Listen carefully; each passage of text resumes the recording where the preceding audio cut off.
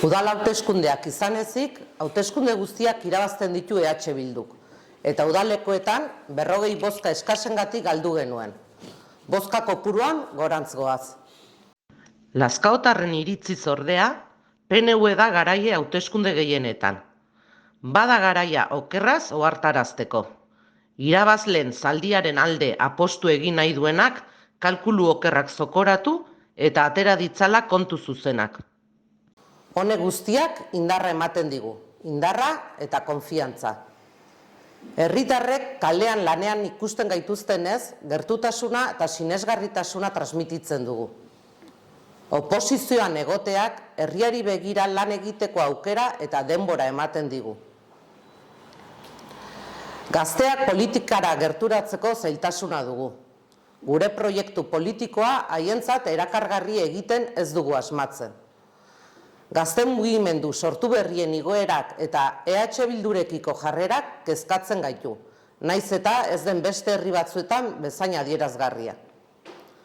Gobernatzen ez egoteak, naiz eta ideia asko izan, ezin materializatu izatea ekartzen du.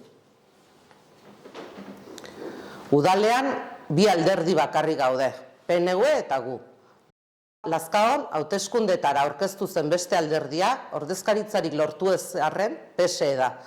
Elkarrekin Podemosek ez zuen hautagaitzarik aurkeztu. PNV-rekin harreman goraberatsuak ditugu, batzutan gozoak, bestetan mingotsak. Ez dute kritika minimorik onartzen, are gutxiago PSE-rekin eta Podemosekin guk ezer lantzea. Beste alderdirik ez dago, PNV-ren bozketan daude, ia osotasunean. Beste alderdiek gainerako hauteskundetan ateratako bozkak.